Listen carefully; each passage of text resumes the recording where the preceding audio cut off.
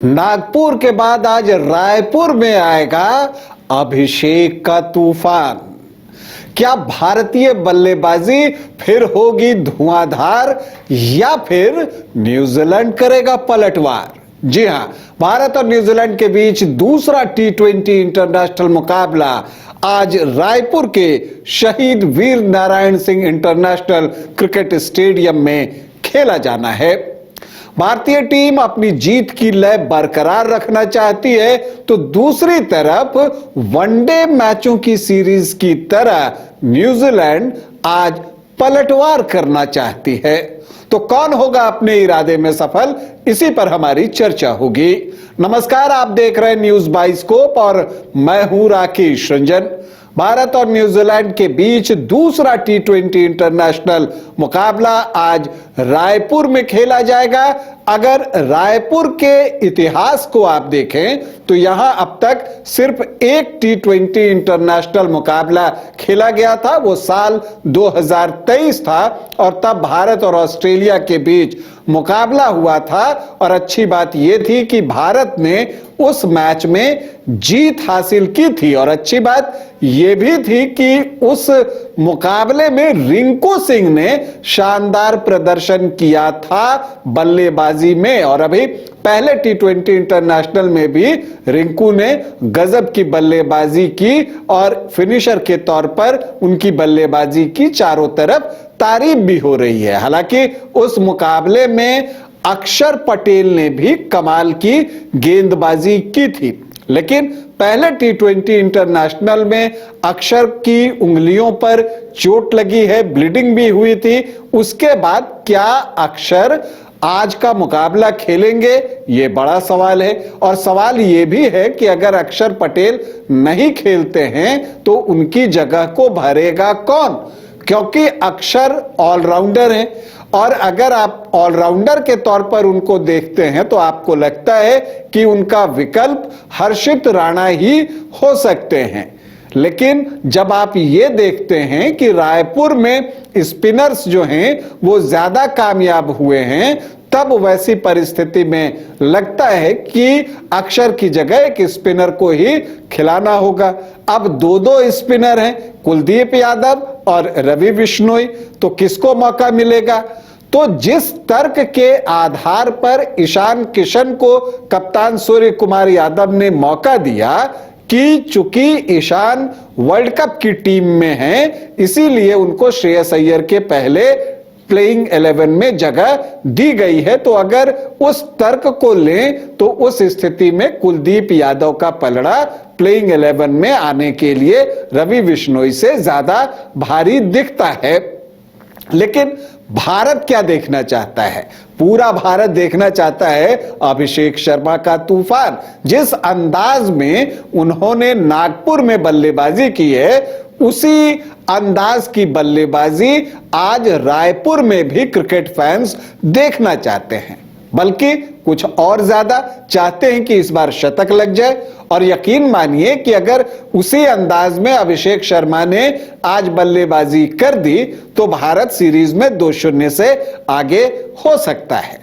तो इसीलिए इस मुकाबले पर सबकी निगाहें लगी हुई हैं। लेकिन यहां पर कुछ फैक्टर्स हैं जिन पर की नजर रखनी होगी। देखिए, अगर आप यहां की पिच की बात कीजिए तो वो बल्लेबाजी के अनुकूल मानी जाती है। हालांकि शुरुआत में पेस बॉलर्स के लिए थोड़ा बहुत होता है, बाद में स्पिनर्स भी प्ले में आते हैं, लेकिन कुल मिलाकर अगर आप देखें तो बल्लेबाज यहां जश्न मनाते हुए दिखते हैं। जो 2023 में टी20 इंटरनेशनल खेला गया था, उस समय भी अगर आप देखें तो भारतीय टीम ने 20 रन से वो मुकाबला जीता था और भारत ने जो है अप्रॉक्सीमेटली लगभग 175-80 रन बनाए थे और फिर 20 रनों से वो मुकाबला जीता था। और अभी भारत और दक्षिण अफ्रीका के बीच वनडे इंटरनेशनल भी रायपुर में खेला गया था। आपको याद होगा कि उस मुकाबले में विराट कोहली और ऋतुराज गायकवाड़ ने शतक लगाया था। 3 दिसंबर 2025 की बात है, और उस वक्त जो है दक्षिण अफ्रीका ने वो मुकाबला जीता था, जबकि भारत ने 350 से ज्यादा रन बनाए थे, 358 रन, और साउथ अफ्रीका ने चेज कर लिया था। तो एक बात तो तय है कि पिच बल्लेबाजों के अनुकूल है, लेकिन एक बात और है कि इस समय वहां पर ड्यू फैक्टर प्रभावी हो सकता है। अगर वनडे इंटरनेशनल को हम याद करें तो भारत दक्षिण अफ्रीका के बीच हुआ 3 दिसंबर को, तो वहां पर जो है ड्यू फैक्टर प्रभावी था और उसका नुकसान भारतीय टीम को उठाना पड़ा था। तो उस लिहाज से देखें तो इस मैच में टॉस महत्वपूर्ण हो जाता है। जो टीम बाद में बल्लेबाजी करेगी उसको फायदा दिखता है। लेकिन अगर आप भारतीय टीम की बात करें तो एक बैलेंस टीम दिखती है। ईशान किशन और संजू सैमसन पर सबकी निगाहें होंगी, चूंकि दोनों विश्व कप की टीम में हैं। पहले मैच में दोनों का बल्ला खामोश रहा है, तो लोग चाहते हैं कि इस मुकाबले में दोनों के बल्ले रन उगलें, क्योंकि अगर उनके बल्ले से रन आएगा तो उनका कॉन्फिडेंस बढ़ेगा, और विश्व कप के पहले उनका कॉन्फिडेंस बढ़ना बहुत जरूरी है। क्योंकि अगर तिलक वर्मा लौटकर भी आ जाते हैं तो इन दोनों में से एक तो प्लेइंग 11 का हिस्सा होगा ही, जो विकेटकीपर की भूमिका निभाएगा। इसलिए दोनों के बल्ले से आज रन की उम्मीद सभी कर रहे हैं और एक अच्छा स्टार्ट भी चाहते हैं। पहले T20 इंटरनेशनल में भारत को अच्छी शुरुआत नहीं मिली थी, लेकिन बाकी बल्लेबाजों को आप देखें, चाहे सूर्य कुमार यादव, हार्दिक पांड्या की बात कर लें, रिंकू सिंह की हमने चर्चा की, सभी ने जो है बल्ले से अपना काम बखूबी निभाया था पहले T20 इंटरनेशनल में, तो उनसे वैसे ही प्रदर्शन की उम्मीद है। जहां तक भारतीय गेंदबाजी की बात है तो जो 3 प्रमुख गेंदबाज हैं वो तो खेलेंगे ही, मतलब जसप्रीत बुमराह, अर्शदीप सिंह और वरुण चक्रवर्ती, ये तो प्लेइंग 11 में होंगे ही होंगे। अगर अक्षर पटेल नहीं खेलते हैं तो उनकी जगह कुलदीप यादव को आप खेलते हुए देख सकते हैं, और बाकी का काम जो है वो हार्दिक पांड्या और शिवम दुबे गेंदबाजी में करेंगे। एक और बात जो साफ दिख रही है कि नई गेंद जो है अर्शदीप के साथ हार्दिक पांड्या शेयर करेंगे। बुमराह चेंज बॉलर के तौर पर आएंगे ताकि वो डेथ ओवर्स में कम से कम 2 ओवर्स डाल सकें। ये रणनीति जो है वो टीम मैनेजमेंट की दिखती है, जो आकलन करने पर दिखता है। लेकिन अगर आप देखें न्यूजीलैंड की टीम को तो उधर भी क्वालिटी के आपको खिलाड़ी दिखते हैं। उनके लिए जो चिंता है वो कॉनवे का फॉर्म है। बाहर जाती गेंदों के साथ वो छेड़खानी कर रहे हैं और उसकी कीमत भी उनको चुकानी पड़ रही है।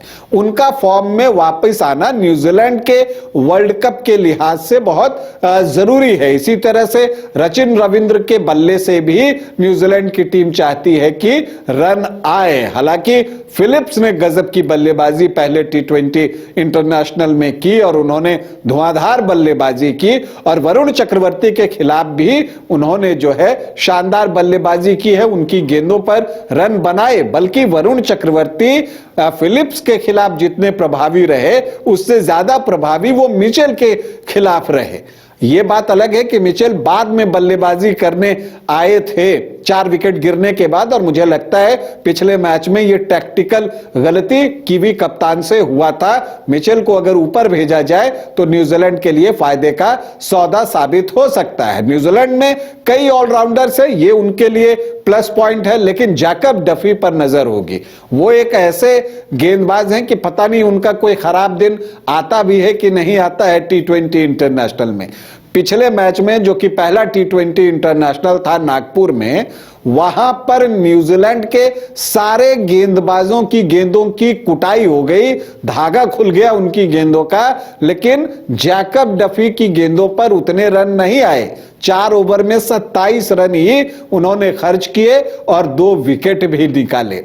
तो जो आज मुकाबला होना है उसमें डफी के प्रदर्शन पर भी निगाहें रहेंगी। न्यूजीलैंड टीम की फील्डिंग तो लाजवाब है, भारत की भी ग्राउंड फील्डिंग ठीक है, लेकिन कैचेस छूट रहे हैं और वहां पर सुधार की जरूरत होगी। तो वो एक सुधार जो है भारतीय टीम में रिक्वायर्ड है। इसके अलावा न्यूजीलैंड की टीम वो टीम है जो पलटवार करना अच्छे से जानती है और सूर्या की सेना वो टीम है जिनको सीरीज जीतना रास आता है। सूर्या की कप्तानी में भारत ने आज तक T20 इंटरनेशनल मैचों की सीरीज गंवाई नहीं है, तो आज 2-0 की बढ़त वो चाहेगी कि उसे मिल जाए। उसके लिए रायपुर फतह करनी है, रायपुर में जीत हासिल करनी है टीम इंडिया को।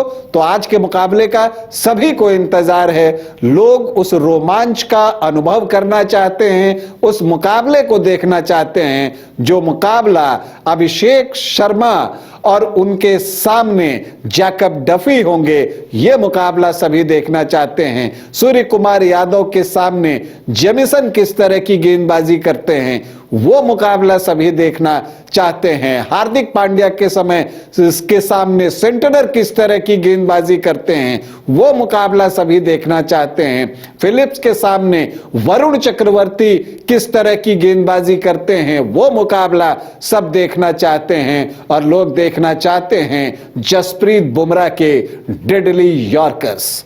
तो इस मैच का इंतजार कीजिए। दोनों ही टीमों को हमारी ढेरों शुभकामनाएं। अभी आपसे अनुमति चाहेंगे, इजाजत दें, नमस्कार।